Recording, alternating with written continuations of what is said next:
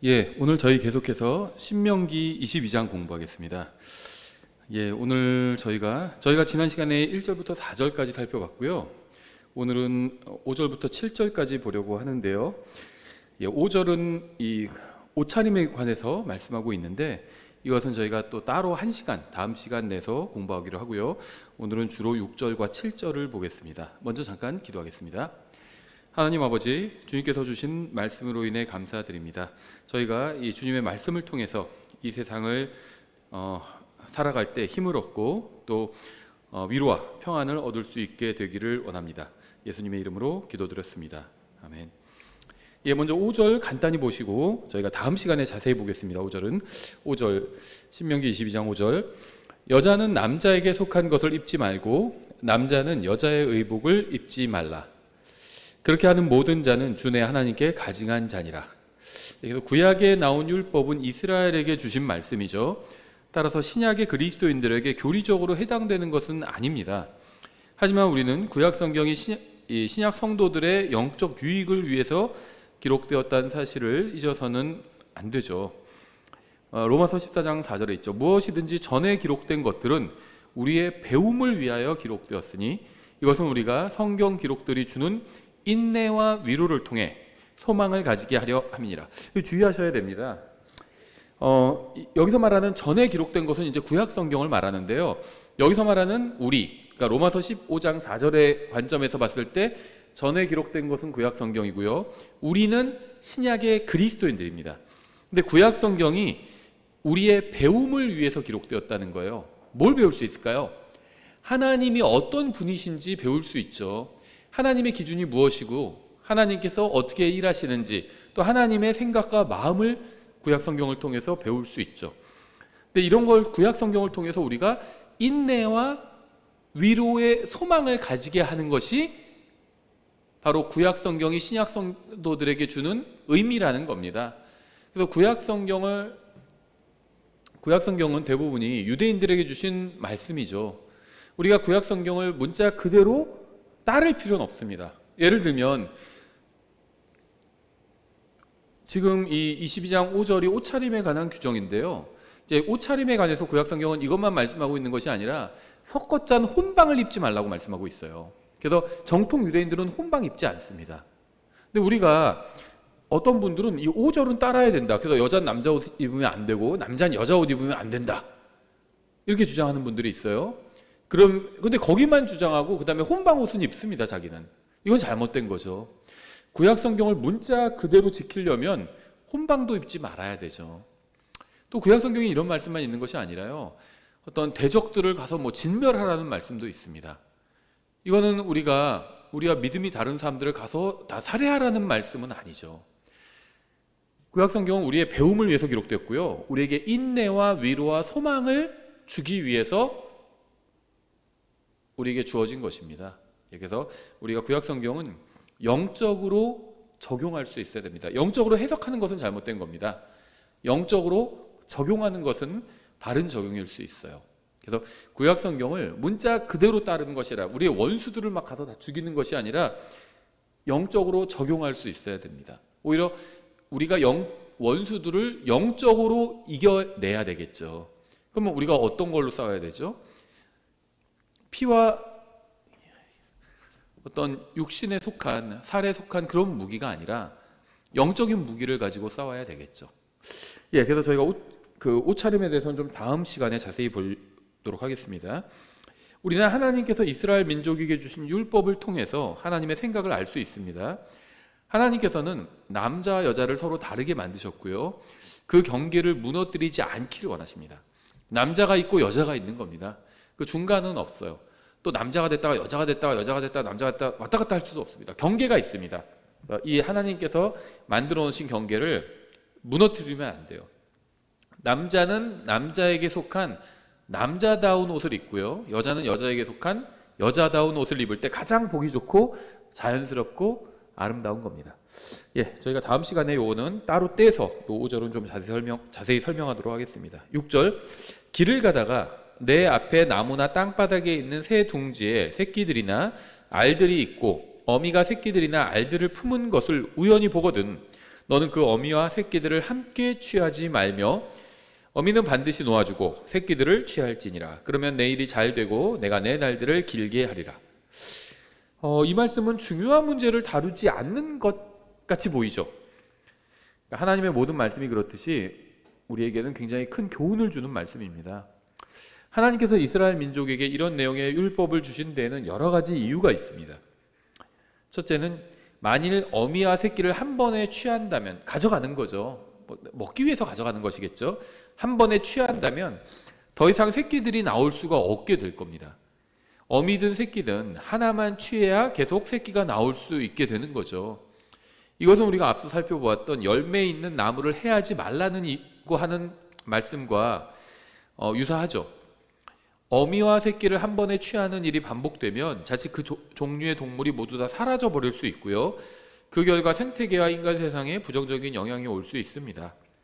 하나님께서는 세상을 조화롭게 창조하셨고요. 우리는 인위적으로 이것을 파괴해서는 안 됩니다. 그래서 우리가 업에 관한 규정 이런 걸 보면요, 몇 센치 이하 아직 다 자라지 않은 성체가 아닌 어종이나 이런 것들은 뭐라고 그러죠? 잡지 못하게 되어 있습니다. 그래서 어종에 따라 다르지만 몇 센치 이하는 다시 잡아도 바다로 돌려보내야 돼요. 어부들이 그걸 지키죠. 그렇게 안 하면 어떻게 되죠? 다음에 잡을 게 없어지는 겁니다. 그래서 성체만 잡아요. 그렇죠? 성체가 아닌 거를 잡으면 벌금이 있다든지 이런 규정들이 있죠. 그래서 하나님께서는요, 한마디로 싹쓸이로 다 잡아가지 말아라 이렇게 말씀하신 겁니다. 어미와 새끼가 있으면요, 새끼를 잡으라고 말씀하신 거예요. 그 어미는 놔주고. 반대죠. 우리가 보통 어업 규정과는. 왜냐하면 어미는 다시 새끼를 낳을 수 있기 때문입니다. 두 번째 우리가 여기서 배울 수 있는 건요, 우리는 작은 창조물인 새에 관한 말씀을 통해서 하나님께서 얼마나 섬세하시고 은혜가 풍성하신 분인지 알 수 있습니다. 온 우주를 유지하시고 통치하시는 하나님께서는 둥지 안에 있는 새들도 돌보시는 분이에요. 하늘을 펼치시고 수많은 별들을 우주에 떠있게 하시는 하나님께서는 우리가 길을 가다 보는 어미새와 그 새끼들에게도 관심을 두시는 분입니다. 이러한 사실은 하나님에 대한 중요한 점을 알려줍니다. 하나님께서는 너무 커서 돌보지 못하시는 것이 없고, 또 너무 작아서 하찮은 것으로 여기시는 것도 없습니다. 전 우주도 하나님께서 돌보고 계시죠. 전 우주가 너무 커서 하나님께서 돌보지 못하시는 것이 아니죠. 다 돌보실 수 있습니다. 또 작은 새들이나 이런 것들, 이건 굉장히 작죠. 전 우주에 비하면. 하지만 하나님께서는 그걸 하찮게 여기지 않으시고 또 돌봐주신다는 겁니다. 아주 작은 것도 큰 관심을 가지고 돌보시는 위대하신 하나님께 우리가 감사를 드릴 수 있어요. 예수님께서는 하나님께서 허락하지 않으시면 참새 한 마리도 땅에 떨어질 수 없다고 말씀하셨어요. 마태복음 10장 29절이죠. 참새 2마리가 1 아사리온에 팔리지 아니하느냐? 그러나 너희 아버지의 허락 없이는 그것들 중 하나도 땅바닥에 떨어지지 아니하리라. 주님께서는 여러분에게 일어나는 모든 일을 알고 계십니다. 주님께서는 여러분에게 일어나는 모든 큰 일을 알고 계신 것처럼 모든 작은 일도 알고 계십니다. 세 번째, 우리는 이 신명기 22장 6절 7절 이 본문을 통해서 하나님은 크고 강하신 분이지만 아주 작고 약한 것에도 관심을 두시고 돌보신다는 사실을 알 수 있어요. 감사하게도 주님은 힘이 있다고 해서 함부로 사용하시는 분이 아닙니다. 주님은 마땅히 사용해야 할 때 힘을 사용하십니다. 우리도 우리가 가진 힘을 함부로 써서는 안 됩니다. 작은 새를 죽일 힘이 있다고 해서 정당한 이유 없이 힘을 사용해서 작은 새를 죽여서는 안 된다는 거예요. 하나님께서는 모든 생명체를 만드셨습니다. 하나님은 인간보다 강하죠. 주님은 원하면 언제든지 우리를 짓이겨 버리실 수 있습니다. 하지만 그렇게 하지 않으셨죠. 주님은 언제든 우리를 멸하실 수가 있어요. 하지만 그렇게 하지 않으셨습니다. 주님은 우리를 잔인하게 대하지 않으시고 자신의 능력과 권능으로 우리를 친절하게 대해 주셨어요. 엄청난 능력이 있으시고 말씀 하나만으로 우리를 소멸시키실 수 있음에도 불구하고 우리가 잘못할 때에도 우리가 하나님 앞에 나와서 용서받을 수 있는 기회를 주시고요, 친절하게 대해 주셨다는 겁니다. 하나님께서는 신명기 22장 6절과 7절 같은 이런 말씀을 통해서 힘을 통제할 수 있어야 되고 또 적절하게 사용해야 한다는 사실을 알려주신 겁니다. 자신에게 힘이 있다고 해서 그 힘을 마음 가는 대로 원하는 대로 사용해서는 안 된다는 사실을 알려주시는 거예요. 어미새와 알이 있으면요, 알만 가져가지 새까지 갑자기 다 죽여버리거나 이렇게 하지 말라는 겁니다. 네 번째, 성경에는 중요한 교리가 있죠. 예수님의 십자가 대속이나 재림이나 천년왕국에 관한 교리는 굉장히 중요합니다. 지옥에서 영원한 저주를 받거나 하늘에서 영원한 영광에 참여하게 되는 것, 인간의 구원에 관한 이런 교리도 굉장히 중요하죠. 성경에는 이런 중요한 교리들 사이에 이 신명기 22장 6절과 7절에 나온 것처럼 어미새에게 친절을 베풀어야 한다는 이런 말씀도 있어요. 그러니까 우리가 우리보다 약한 대상에게 친절을 보여야 한다는 것도 성경이 우리에게 주는 간과하지 말아야 할 교리입니다. 우리가 조금 더 교리적으로 적용해 보면요, 그러니까 영적으로 적용을 해보면 단순히 힘이 약한 그런 것만이 아니라 어떤 영적인 힘이 약한 사람에 대해서도 우리가 친절을 보여야 한다는 겁니다. 제가 여러 번 말씀드리지만 킹제임스 성경 진영이 가장 못하는 것 중에 하나죠. 자기가 상대방보다 영적으로 우월하다고 생각하는데 상대방이 내 말에 동의하지 않아요. 그러면 이제 상대방에 대해서 막 무차별적으로 공격을 합니다. 지난 30년간 많이 일어났던 일이고 최근에 다시 일어나기 시작하는 일이에요. 킹제임스 성경 진영도요, 지금 한글로 번역된 성경들이 여러 권이 나왔죠. 그 교리가 약간씩은 다릅니다. 자기가 보는 성경, 자기가 믿는 교리가 옳다고 생각할 수 있어요. 그럼 그걸 자기가 열심히 공부하고 실행하고 가르치면 되는 거죠. 근데 조금 다르다고 해서 다른 사람이 내가 가르치는 교리에 100% 동의하지 않는다고 해서 무자비하게 비난하고 욕하고요, 험담하고 다니고 이런 일을 일비재합니다. 심지어 목사들 중에서 목사들 모아놓고 그런 거 하는 사람들도 있어요. 다른 목사 욕하고. 그게 사역이라고 생각하는 겁니다. 자기가 영적인 힘이 있다고 생각하면요, 상대방에게 친절을 베풀어야 합니다. 마치 내가 육체적인 힘을 가지고 있는데 힘이 약한 이런 새한테도 친절을 베풀어야 되는 것처럼 내가 영적으로 강성하다고 생각한다면 그렇지 못한 사람들에게 친절을 베풀어야 합니다. 알려줘야죠. 막 정지하고 다니고 욕하고 다니고 그러면 안 되겠죠. 지금도 이쪽 킹제임스 성경 진영 이쪽 바닥에 허다해요. 어떤 영상 올리면요, 자기랑 생각이 조금이라도 다르면요 몰려와서 막 욕합니다. 근데 욕하는 사람들이요, 구원받지도 못한 사람들이거나 뭐 개혁 성경 쓰는 사람들이 아니에요. 킹제임스 성경 믿는다고 하는 사람들이 몰려와서 막 욕해요. 자기와 다른 얘기를 한다고 욕한다는 겁니다. 신명기 22장이 주는 실행적인 교훈은 모든 일에는 옳고 그름이 있다는 겁니다. 새와 알이 있어요. 그러면 그걸 다 갖다가 새도 잡고 알도 다 갖고 가서 그걸 먹지 말고 알만 갖고 가고 새는 놔주라는 거죠. 그게 옳다는 겁니다. 그게 뭐 왜 옳은지 우리가 따질 필요는 없어요. 하나님께서 이스라엘 백성에겐 그렇게 하라고 말씀하셨습니다. 그럼 지금 이방인들이 뭐 새와 알을 다 취하면 그건 잘못된 거냐? 그건 또 다른 얘기겠죠. 근데 이렇게 보시면 됩니다. 하나님께서 이스라엘에게 주신 법에는 그것이 옳은 겁니다. 옷차림에 있어서 이스라엘 백성은 섞어짠 옷을 입으면 안 돼요. 그럼 이스라엘에겐 그것이 옳은 겁니다. 근데 이방인들에겐 그런 말씀을 주신 적이 없죠. 그럼 이방인들은 자유가 있는 겁니다. 그러니까 무슨 말이냐면 모든 일에는 하나님께서 보실 때 옳은 것이 있고 틀린 것이 있다는 겁니다. 옳고 그름이 있어요. 큰 일에만 옳고 그름이 있는 것이 아니라 작은 일에도 옳고 그름이 있다는 겁니다. 우리 사회는요, 점점 더 회색이 되어가고 있어요. 회색. 검은색과 흰색을 섞으면 회색이 되잖아요. 어떤 사안에 대해서 검다고 하거나 희다고 하지 말고 그저 회색의 관점으로 보도록 그렇게 강요하고 있는 겁니다. 사회가. 마치 절대적인 선이나 악이 없는 것처럼 말하고 행동하도록 강요합니다. 하지만 성경 시대에도 그랬던 것처럼 지금도 절대적인 선이 있고 또 절대적인 악이 있습니다. 교리적이거나 큰일에만 그러한 기준이 적용되는 것이 아니라 일상생활에서도 적용되어야 합니다. 하나님께서는 성경을 통해서 무엇이 선이고 무엇이 악인지 아주 분명하게 말씀해 주셨습니다. 큰일에 관해서만이 아니라 이런 작은 일에 관해서도 말씀해 주셨다는 겁니다. 하나님께서는 신명기 22장을 통해서 주님을 모르는 사람들도 돌봐주시고 보호해 주신다는 사실을 보여주십니다. 하나님의 돌보심과 보호하심이 없이 생명을 유지할 수 있는 사람은 아무도 없습니다. 신명기 22장에 둥지에 있는 어미새와 새끼들은 영적으로 아름다운 모습을 보여주는데요. 성경은 하나님께서 암탉이 새끼를 모으는 것처럼 주님을 거부하는 자들도 보호해 주시고 은혜를 베풀어 주신다고 합니다.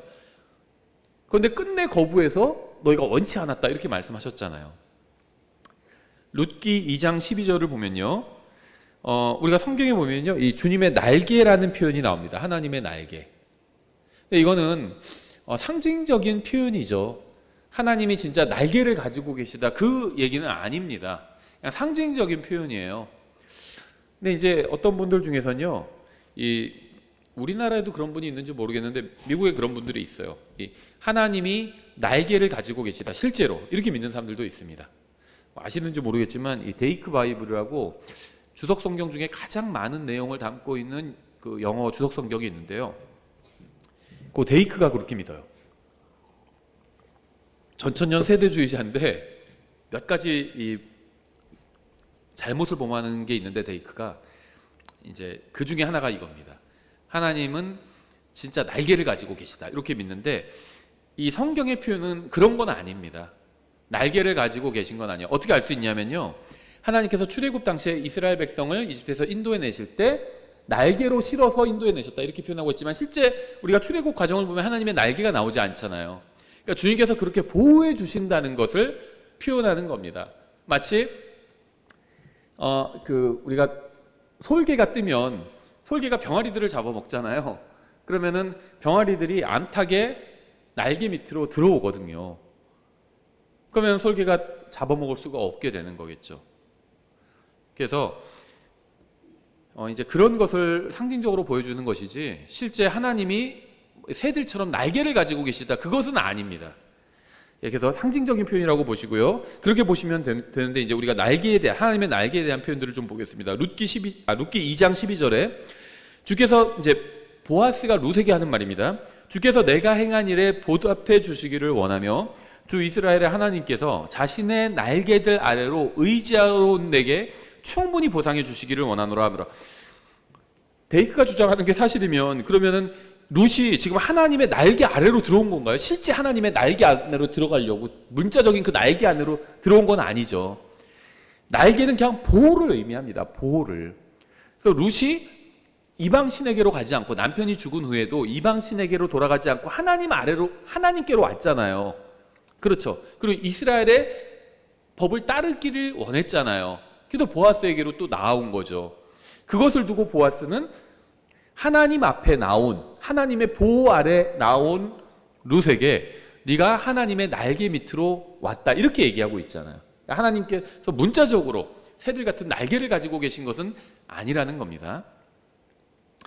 마치 새끼들이 어미새의 날개 아래 파고들듯이 하나님께서는 이방 여자인 룻을 보호해 주셨습니다. 평화로울 때 새끼들이요, 바깥 세상이 얼마나 무서운지 모르고 막 돌아다녀요, 병아리들이. 그렇죠. 하지만 위기가 닥쳐오면 본능적으로 어미새의 날개 아래로 모여듭니다. 하나님께서도 위기의 때에 주님의 날개 밑으로 숨어드는 사람들을 보호해 주시고 도와주십니다. 하나님에 대해서 잘 몰라도 상관없어요. 그저 인생의 위기가 닥쳤을 때 그분의 날개 밑으로 피해야 한다는 사실만 알면 됩니다. 저는 이 세상과 인생에 관해서 모르는 것이 굉장히 많아요. 제가 아는 것도 있지만 모르는 게 훨씬 더 많습니다. 아마 여러분도 마찬가지일 겁니다. 여러분이 지금까지 살면서 배운 것과 경험한 것들이 많이 있겠죠. 하지만 여러분이 모르는 것은 여러분이 아는 것과 비교할 수 없을 정도로 훨씬 더 많아요. 여러분이 이 세상과 인생에 대해서 아는 것과 모르는 것이 있다면 모르는 것이 압도적으로 훨씬 더 많다는 겁니다. 여러분이 이 세상과 인생에 관해서 아는 것은 여러분이 모르는 것에 비하면 그저 작은 점에 지나지 않습니다. 우리는 이 세상에 있는 것들과 이 세상에서 일어나는 일들 중 아주 극히 작은 것들만 알고 있어요. 아는 것은 정말 아주 작은 부분에 지나지 않습니다. 하지만 하나님께서는 우리 안에 본능을 심어두셨습니다. 그것은 바로 인생의 폭풍이 몰아칠 때 하나님의 날개 아래로 피해야 살 수 있다는 사실입니다. 그래서 하나님께서 사람들에게 다 인생의 위기와 어려움을 주시는 겁니다. 왜 그럴까요? 그래야 하나님의 날개 밑으로 들어오거든요. 우리가 하나님의 날개 아래로 숨어들면 하나님께서는 우리를 품어주시고 우리가 미처 알지 못하는 위험으로부터 우리를 지켜주실 겁니다. 우리는 이 세상과 우리의 인생에 얼마나 위험한 것이 있는지 제대로 알지 못합니다. 특히 구원받지 못한 사람들, 성경을 모르는 사람일수록 더 그렇죠. 죽음 이후에 어떤 게 기다리고 있는지 몰라요. 특히 구원받지 못한 사람의 죽음 이후에 얼마나 두렵고 무서운 게 기다리고 있는지 모르는 겁니다. 그렇죠? 우리 인생과 인생 저편에 얼마나 큰 위험이 우리를 기다리고 있는지에 관해서 거의 모른다는 겁니다. 하지만 우리는 걱정할 필요가 없어요. 세상과 인생의 위험에 관해서 다 알 수도 없고 알아야 하는 것도 아닙니다. 우리를 위협하는 모든 것에 대해서 알 필요가 없습니다. 우리가 해야 할 일은 우리를 위험으로부터 지켜주시고 보호해 주실 수 있는 하나님의 날개 밑으로 숨어드는 것입니다. 마귀는 우리를 위협하지만 우리는 마귀에 대해서 깊이 알려갈 필요가 없어요. 세상은 우리를 위협하지만 우리는 세상에 대해서 깊이 연구할 필요가 없습니다. 우리는 우리를 보호해 주시는 하나님에 대해서 알아야 합니다. 우리가 하나님께 가까이 갈수록 하나님께서도 우리에게 가까이 오실 겁니다. 우리가 마귀를 대적하면 마귀는 우리로부터 도망칠 것이에요. 멀어질 것입니다. 야고보서 4장 7절 8절에 있죠. 그러므로 하나님께 복종하라. 마귀를 대적하라. 그러면 그가 너희에게서 도망하리라. 하나님께 가까이 가라. 그러면 그분께서 너희에게 가까이 오시리라. 너희 죄인들아 너희 소를 정결하게 하라. 두 생각을 품은 자들아 너희 마음을 순결하게 하라. 이렇게 말씀하고 있어요. 우리가 이 세상이 위험하고 마귀가 우리를 공격하려고 한다고 해서 마귀에 대해서 연구할 필요가 없다는 겁니다. 하나님에 대해서 알면 돼요. 하나님께 가까이 나아가면 된다는 겁니다. 시편 17편 8절 9절도 이렇게 말씀하고 있어요. 나를 눈동자같이 지키시고 주의 날개들 그들 밑에 숨기사 나를 압제하는 사악한 자들과 나를 둘러싸서 생명을 위협하는 내 원수들로부터 내가 벗어나게 하소서. 이 세상에는 우리를 위협하는 것들이 굉장히 많이 있죠. 하지만 우리는 우리를 위협하는 악과 또 악한 사람들에 대한 모든 것을 알 필요가 없습니다. 우리가 알아야 할 분은 우리를 지켜주시는 하나님이에요. 우리는 이 세상에서 일어나는 모든 사악한 일에 대해서는 몰라도 됩니다. 사악한 자들과 그들이 벌이는 사악한 일과 또 그것들 뒤에 있는 사악한 영들에 대해서는 몰라도 돼요. 우리가 알아야 할 분은 진실하시고 의로우신 분인 하나님과 또 그분의 아들이신 예수 그리스도와 또 그분의 말씀인 성경입니다. 바른 걸로 알면 된다는 겁니다. 틀린 거를 알라고 할 필요가 없어요. 막 무슨 음모론 같은 거 빠진 분들은요, 뭐 마귀 그림자 정부, 뭐 마귀의 세력, 막 이런 거 연구하는 분들이 있어요. 성경에도 없는 걸 연구합니다. 근데 그런 건 몰라도 돼요. 그런 걸 안다고, 마귀에 대해서 많이 안다고 그래서 그것이 나에게 유익을 주는 것은 아닙니다. 하나님에 대해서 알아야 합니다. 하나님의 생각, 하나님의 마음을 알아야 돼요. 그럼 우리에게 유익을 얻을 수 있습니다. 우리가 유익을 얻을 수 있습니다. 하나님에 대해서 알아야 돼요. 마귀에 대해서는 알지 못해도 됩니다. 위조지폐 연구하는 사람들이요, 위조지폐, 가짜 지폐를 공부하지 않거든요. 진폐만 공부합니다. 진짜 지폐만 공부해요. 그럼 가짜를 봤을 때 딱 알 수 있거든요. 뭐 이단에 대해서 연구하는 분들도 있는데요, 보통의 평범한 그리스도인이라면 이단에 대해서 막 깊이 연구할 필요가 없습니다. 진짜인 하나님의 말씀만 제대로 연구하면 돼요. 이단들이 가르치는 거는 어떤 큰 카테고리로 묶을 수가 있거든요. 다 행위구원 가르칩니다. 예수님을 믿고 구원받는 것을 가르치는 이단은 없어요. 그렇게 가르치는 사람들은 이단이 아닙니다. 이단들은요, 형태는 달라도 다 하나같이 행위구원을 가르칩니다. 그래서 제가 이단에 대해서 뭐 크게 그렇게 연구하지 않는 이유예요. 깊이 연구할 필요가 없습니다. 진짜를 알면 돼요. 마찬가지로 마귀에 대해서 막 깊이 연구할 필요가 없습니다. 성경은요, 마귀에 대한 자세한 정보를 말씀해주고 있지 않습니다. 저희 아직도 갑자기 그거 물어보더라고요. 마귀에 대해서 막 물어보더라고요. 뭘 물어봤냐면 마귀가 회개하면 어떻게 되는지 그런 거 물어보더라고요. 그래서 이제 성경에는 마귀가 회개하는 모습이 안 나오죠. 그래서 마귀도 만약에 회개하면 구원받을 수 있는지를 물어보더라고요. 그래서 잘 모른다, 그거는 성경에 안 나오기 때문에. 근데 아마도 마귀에게는 그런 기회가 주어진 것 같지는 않다, 이제 이렇게 답을 해줬는데요. 그러면서 제가 이 얘기를 해줬어요. 성경은 독자를 위한 책이다. 하나님께서는 이 성경을 사람에게 주셨다. 동물에게 주신 것도 아니고 천사들에게 주신 것도 아니고 마귀들에게 주신 것도 아니다. 사람에게 주셨다. 그래서 성경은 사람에 대해서는 우리가 필요한, 알아야 될 것들을 다 말씀해 주고 있다. 근데 마귀에 대해서는 자세하게 설명하고 있지 않아요. 마귀의 기원이 뭔지 몰라요. 그거 신학자들이 조직신학 측에서 뭐 여러 가지 가능성을 얘기하지만 명확히 모릅니다. 성경은 마귀의 기원에 대해서 명확히 말씀하고 있지 않아요. 마귀 천사가 타락해서 된 거 아닌가? 그럴 수도 있고 아닐 수도 있어요. 타락한 천사와 마귀는 또 다릅니다. 타락한 천사와 마귀는 또 달라요. 천사의 사이즈는 보니까는 인간의 사이즈죠. 계시록 봐도 알 수 있고 창세기 봐도 알 수 있습니다. 천사와 인간은 사이즈가 같아요. 근데 마귀는 사이즈가 다릅니다. 사람 하나 안에 마귀가 막 군단이 들어가잖아요. 12,000명, 막 그렇게 12,000마리의 마귀가 들어가는 겁니다. 그래서 바알세붑이 파리들의 왕이잖아요. 마귀의 왕인데 파리만큼 작다는 거예요. 마귀가 사이즈가 달라요. 그래서 천사와 마귀는 서로 다른 존재로 보여요. 타락한 천사는 마귀가 아닙니다. 다른 존재예요. 그런데 더 자세히 모릅니다. 마귀의 자세한 기원이 안 나와 있어요. 다만 마귀의 운명은 나와 있죠. 구원받지 못한 사람과 같은 운명에 처해지죠. 불호수에 던져지는 게 마귀의 운명입니다. 그런데 마귀의 기원은 안 나와요. 왜 그럴까요? 하나님께서는 성경을 마귀에게 읽으라고 주신 책이 아니에요.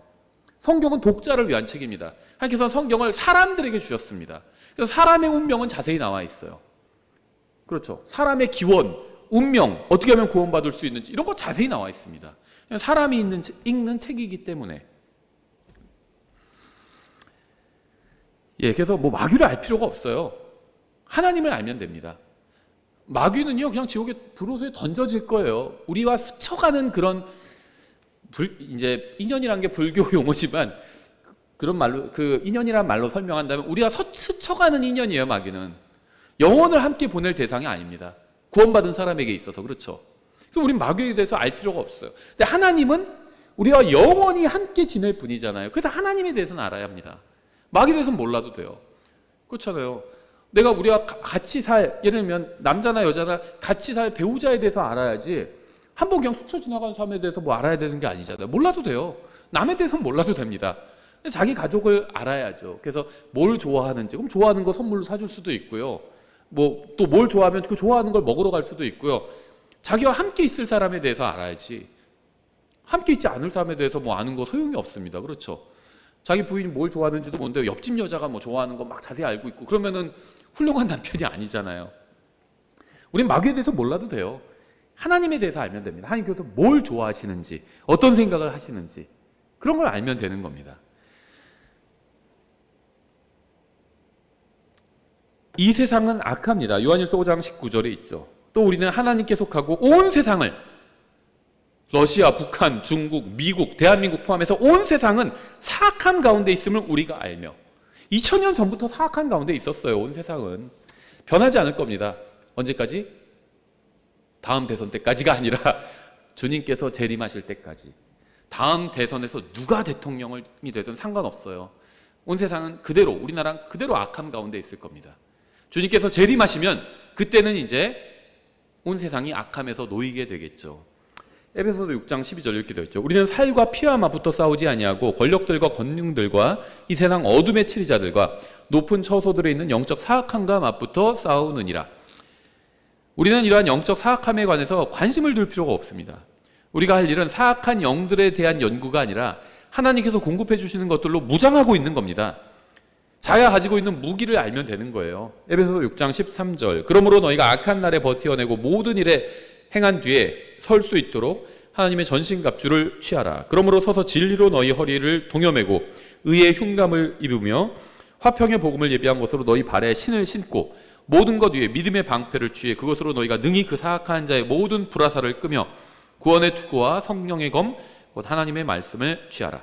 우리는 세상과 마귀에 대적하기 위해서 세상과 마귀를 연구할 필요가 없습니다. 세상과 마귀를 대적하기 위해서 연구하고 우리가 착용해야 할 것은 진리와 의와 복음과 믿음과 구원과 성령님과 하나님의 말씀입니다. 나를 눈동자같이 지키시고 주의 날개들 그늘 밑에 숨기사 나를 압제하는 사악한 자들과 나를 둘러싸서 생명을 위협하는 내 원수들로부터 내가 벗어나게 하소서. 우리가 주님의 날개들 그늘 밑에 숨으면 우리의 생명을 위협하는 자들은 우리를 건드릴 수조차 없게 됩니다. 우리가 세상의 위협이나 불신자들의 조롱이나 비평에 대응할 필요가 없어요. 우리는 세상이나 불신자들이나 마귀의 말에 기울일 필요가 없습니다. 우리가 할 일은 주님의 날개 밑에 거하는 것입니다. 그러면 우리는 주님의 말씀을 듣게 되고 주님의 심장 소리를 듣게 되고 그럼 주님의 마음을 알게 되는 겁니다. 병아리들이 암탉 날개 밑에 숨으면요, 암탉의 심장 소리를 느끼겠죠. 우리가 주님의 날개 밑에 거하게 되면요, 주님의 마음을 알게 되는 거예요. 요한복음 13장 23절 이렇게 되어 있죠. 그런데 예수님의 제자들 중 하나가 요한이죠. 그분께서 사랑하신 자가 요한, 예수님의 품에 기대어 있으므로 사도 요한은 주님과 보내는 마지막 만찬 자리에서 가장 좋은 자리에 앉았습니다. 요한은 하나님의 심장 소리를 들을 수 있는 자리에 앉았어요. 하나님께서는 이 세상에서 두려워하는 모든 사람을 위해서 안식처를 마련해 주셨습니다. 주님께서는 모든 낙담한 자들이 피할 곳을 예비해 주셨습니다. 여러분이 평안을 누리고 안전히 거하기 위해서는 그분의 날개 밑으로, 그분의 품속으로 도피해야 합니다. 여러분은 지금 어디에 있나요? 하나님의 날개 아래에 있나요? 시편 36편 7절 이렇게 되어 있죠. 오 하나님이여, 주의 인자하심이 어찌 그리 뛰어나신지요. 그러므로 사람들의 아이들이 주의 날개들 그늘 밑에서 주를 신뢰하나이다. 우리는 누구의 날개 밑으로 들어가야 할까요? 세상의 날개 밑이나 교단의 날개 밑이나 종교의 날개 밑으로 들어가면 주님의 보호를 받을 수가 없습니다. 오직 주님의 날개 밑으로 들어갈 때만 보호받을 수 있어요. 오직 하나님만이 우리를 진정으로 염려해 주시고 우리를 제대로 보호해 주실 수 있습니다. 요즘 정말 막을 수 없는 게 있는데요, 유튜브죠. 동영상. 사람들의 마음을 헤집어놔요. 그리스도인들이 하나님의 말씀을 읽으면요, 하나님을 더 신뢰하게 되고 평안을 누리게 됩니다. 이런 동영상들 자꾸 보면요, 마음이 막 심란해져요. 하나님의 말씀에 관심을 두세요. 말씀을 읽으십시오. 그래야 하나님께서 말씀을 통해서 여러분의 마음을 지켜주실 수가 있어요. 이건 구원과는 상관없습니다. 이건 지금 우리가 이 세상에서 사는 동안에 관한 얘기예요. 여러분이 하나님의 말씀을 대하고 말씀을 읽고 말씀으로 여러분의 생각을 가득 채워야 하나님께서 그 말씀을 통해서 여러분의 마음을 지켜주시고 평안을 주실 수가 있어요. 근데 동영상 같은 것만 보면요, 하나님께서 여러분의 마음을 붙들어 주실 수가 없습니다. 하나님의 품속에 숨는 게 아니에요. 그 동영상을 올린 그 유튜버 품속에 숨는 겁니다. 그래서 평안을 누릴 수가 없어요. 시편 57편 1절 2절 이렇게 되어 있습니다. 오 하나님이여, 내 혼이 주를 신뢰하오니 내게 긍휼을 베푸시고 내게 긍휼을 베푸소서. 참으로 이 재난들이 지나갈 때까지 내가 주의 날개들 그늘에 내 피난처를 두리이다. 내가 지극히 높으신 하나님께 부르짖으리니 나를 위해 모든 것을 이루시는 하나님께 부르짖으리로다. 하나님께서는 우리를 놀라운 존재로 만드셨습니다. 그래서 주님께서는 우리를 위해서 피난처를 제공해 주시는 거예요. 우리는 위험한 순간 주님께 부르짖고 주님의 날개 밑으로 피해야 합니다. 오직 그곳에서만 인생의 모든 불행과 불확실성을 피할 수 있어요. 솔개가 하늘에 뜨면 높은 곳에 있는 병아리들은 모두 자세를 낮추고 암탉의 날개 밑으로 모여듭니다. 공중의 권세를 잡은 자인 마귀를 대항하기 위해서는 우리는 자세를 낮춰서 겸손해져야 하고요, 하나님의 날개 밑, 그분의 품으로 들어가야 합니다. 이 겸손한 게 뭔지 아세요? 말씀과 관련해서요. 내 생각과 하나님의 말씀이 다를 때 겸손하게 내 생각이 틀리고 하나님의 말씀이 옳다고 인정하고 말씀을 붙드는 거예요. 말씀엔 이렇게 되어 있지만 사실은 그렇지 않아. 이건 교만한 겁니다.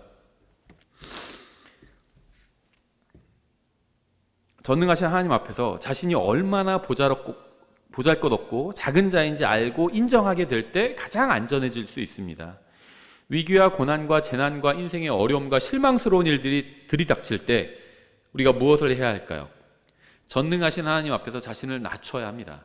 가장 높으신 하나님 앞에서 납작 엎드리고, 그러면 그분께서 날개를 펴서 덮어주실 거예요. 하나님께서 여러분을 덮어주시도록 하십시오. 하나님께서 여러분을 보호해 주시도록 하십시오. 그리스도인의 삶은 모순적이에요. 낮아져야 높아질 수 있습니다. 근데 마귀는 스스로 높아지려고 했지만 하나님께서 그를 낮추셨죠. 사람이 하나님 앞에서 겸손히 자신을 낮추면 하나님께서 높아주실 겁니다. 뭐가 겸손한 거 아세요? 저는 겸손히 하겠습니다. 말만 그렇게 한다고 해서 겸손해지는 게 아니에요. 내 생각을 내려놓고 하나님의 말씀대로 하는 겁니다. 그게 겸손한 겁니다.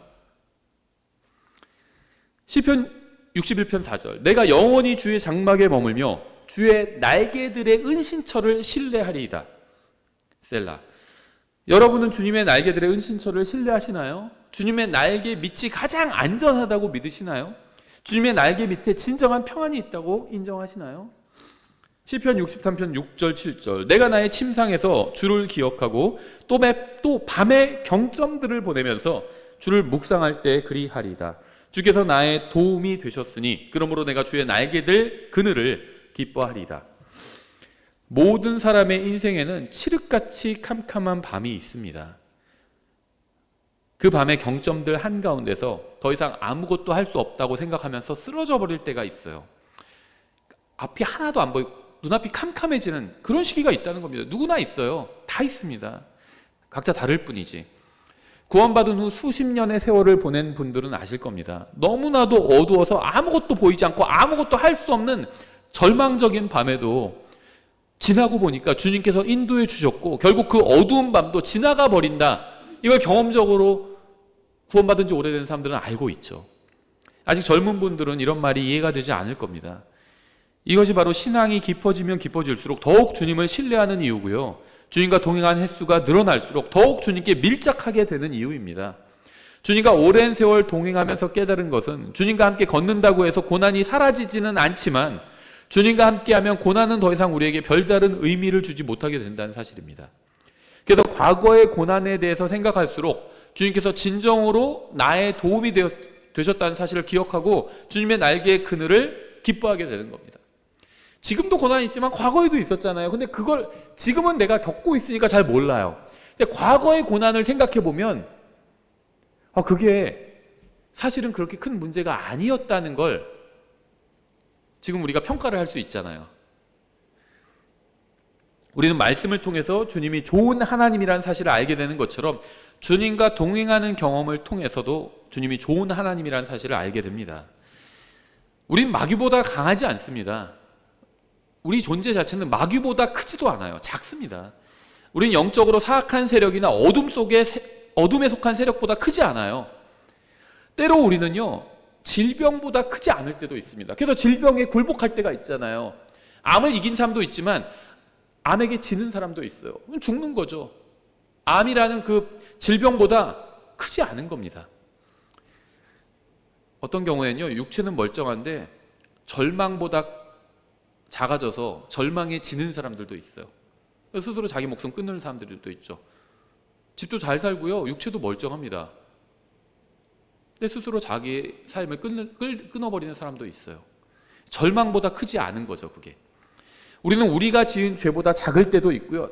심지어 나쁜 습관보다도 작을 때가 있어요. 그래서 그것이 나쁜 습관에 져버리는 겁니다, 그냥. 우리는 거대한 독수리 앞에 있는 병아리처럼 너무나도 작은 존재예요. 우리는 너무나도 작아서 거의 아무것도 아닌 존재, 심지어 없는 것과 같은 존재입니다. 하지만 우리는 모든 것보다 크신 분의 날개 아래 숨을 수 있어요.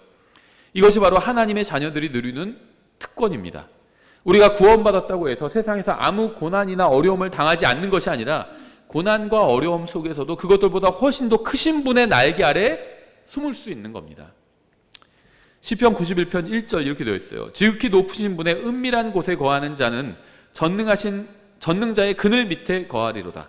날개 밑에 거하잖아요. 은밀한 곳이에요. 겨드랑이 밑이에요. 은밀한 곳에, 지극히 높으신 분의 은밀한 곳에 그분의 자녀인 우리가 숨어 있는 겁니다. 내가 주에 대하여 말하기를 그분은 나의 피난처시오, 나의 요새시오, 나의 하나님이시니 내가 그분을 신뢰하리라 하리로다. 그분께서 너를 새 사냥꾼의 올무와 해로운 역병에서 확실히 구출하시리로다. 그분께서 자신의 깃털로 너를 덮으시리니 내가 그분의 날개들 밑에서 그분을 신뢰하리로다. 그분의 진리가 너의 큰 방패와 작은 방패가 되리니 내가 밤에 닥치는 공포와 낮에 날아드는 화살과 어둠 속에서 다니는 역병과 한낮에 피폐하게 하는 멸망을 무서워하지 아니하리로다. 성경은 한 번도 하나님을 믿는 사람에게는 올무와 역병과 화살과 어려움과 고난이 없을 것이라고 말씀하신 적이 없습니다. 믿는 사람에게도 여전히 고난과 어려움이 있습니다. 하지만 우리가 걱정하지 않는 이유는 우리에게는 도피할 날개 밑이 있기 때문이에요. 하나님의 날개 밑에는 따뜻함과 부드러움과 평안과 안전이 있습니다. 우리가 하나님의 날개 밑에 있는 것처럼 그분께 밀착하면 그 어떤 것이나 그 무엇으로 인해서도 두려워하지 않게 됩니다. 내가 무엇인가로 인해서 두려워하고 있다면 지금 그것은 하나님의 품속에서 벗어났다는 거예요. 영적으로 그렇다는 겁니다. 이사야서 6장 1절부터 3절 이렇게 말씀하고 있죠. 우시야 왕이 죽던 해에 내가 또한 보니 주께서 높이 들린 왕좌에 앉으셨는데 그분의 옷자락은 성전에 가득하였고 그것 위에는 스랍들이 저마다 6 날개를 가진 채 서 있었으며 그가 2 날개로는 자기 얼굴을 가리고 2 날개로는 자기 발을 가리며 2 날개로는 날더라. 이건 실제적인 날개죠. 하나가 다른 하나에게 외쳐 이르되 거룩하다 거룩하다 거룩하다 군대들의 주여 그분의 영광이 온 땅에 충만하도다 하니 어떻게 스랍들은 온 땅이 주님의 영광으로 충만한 것을 볼 수 있었을까요? 그 비결은 그가 세상이 아닌 주님을 바라본 데에 있습니다. 스랍들은 주님의 위와 옆과 앞과 뒤에 있었어요. 그들은 오직 주님만을 바라봤습니다. 그들의 마음은 주님으로 가득했습니다. 그래서 그들은 엉망진창이 된 세상에서도 주님의 영광을 볼 수 있었습니다. 우리가 주님을 통해서 세상을 바라보는 관점을 갖게 된다면 우리는 아무것도 염려하거나 걱정하지 않고 기쁨 가운데 영광의 소망으로 가득한 마음을 가지고 살 수 있게 됩니다. 여러분의 마음은 무엇으로 가득 차 있나요? 이 세상을 주관하는 마귀로 가득 차 있나요? 아니면 더러운 세상으로 가득 차 있나요? 세상에서 일어나는 흉악한 일들로 가득 차 있나요? 세상에서 사악한 짓을 하는 악한 자들로 가득 차 있나요? 아니면 그 모든 것보다 크시고 위대하신 하나님과 그분의 말씀으로 가득 차 있나요? 하나님의 날개 밑으로 피하십시오. 주님의 말씀으로 여러분의 생각과 마음을 가득 채우십시오. 주님께 가까이 나아가십시오. 세상의 소리를 듣지 말고 주님의 품에 안겨서 주님의 심장 소리를 들어보세요. 성경을 통해서 그분의 말씀을 들어보십시오. 그분의 마음을 느껴보세요. 하나님의 말씀을 통해서. 그러면 주님의 평안이 여러분을 지배하게 될 겁니다. 마태복음 23장 34절 이렇게 되어 있죠. 그러므로 보라 내가 너에게 대언자들과 지혜자들과 서기관들을 보냈는데 너희가 그들 가운데 몇 사람을 죽이고 십자가에 못 박으며 그들 가운데 몇 사람은 너희가 회당들에서 채찍질하고 이 도시에서 저 도시로 다니며 그들을 핍박하리라. 그리하여 의로운 아벨의 피로부터 성전과 제단 사이에서 너희가 죽인 바가레의 아들 사가랴의 피까지 땅 위에서 흘려진 모든 의로운 피가 너희에게 돌아가리라. 진실로 내가 너희에게 이르노니 이 모든 것이 이 세대에게 돌아가리라. 오 예루살렘아 예루살렘아 대언자들을 죽이고 내게 보낸 자들을 돌로 치는 자야. 암탉이 자기 병아리들을 자기 날개 아래에 모음같이 내가 얼마나 자주 내 자녀들을 함께 모으려 하였더냐. 그러나 너희가 원치 아니하였도다. 보라 너희 집이 버림받아 너희에게 황폐하게 되었느니라. 구원받은 사람에게도 이 말씀을 영적으로 적용할 수 있죠. 이 말씀은 이스라엘에 관한 말씀입니다. 하지만 구원받은 신약의 그리스도인들에게도 영적으로 적용할 수 있어요. 우리가 주님의 날개 밑으로 모으지 않고 그냥 세상에 나가서 우리 마음대로 살려고 하면요. 결국 어떻게 되죠? 우리 집이 황폐하게 되는 겁니다. 우리 가정이, 내 인생이 황폐하게 되는 거예요. 주님의 날개 밑이 아닌 그냥 세상으로 내가 돌아다니면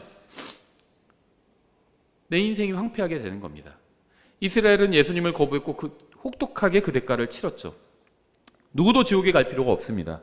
누구나 원하면 하늘나라에 갈 수 있어요. 하늘나라에 가기 위해서는 반드시 먼저 예수님께로 가야 합니다. 여러분의 인생에는 어려움과 고난이 계속 찾아올 겁니다. 하지만 절망할 필요는 없습니다. 인생에 정답이 있어요. 모든 고난을 결국 아무것도 아닌 것으로 만들어주는 그런 결말이 있습니다. 예수님을 거부하면 인생에는 허무함 그 자체만 남습니다. 예수님을 거부하지 마세요.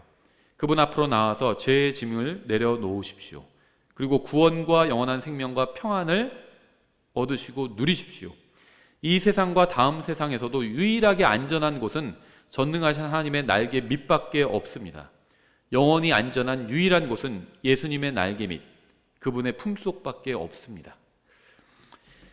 오늘 여기까지 간단하게 살펴보고 다음 시간에 이어서 이 5절 옷차림에 대해서 살펴보도록 하겠습니다.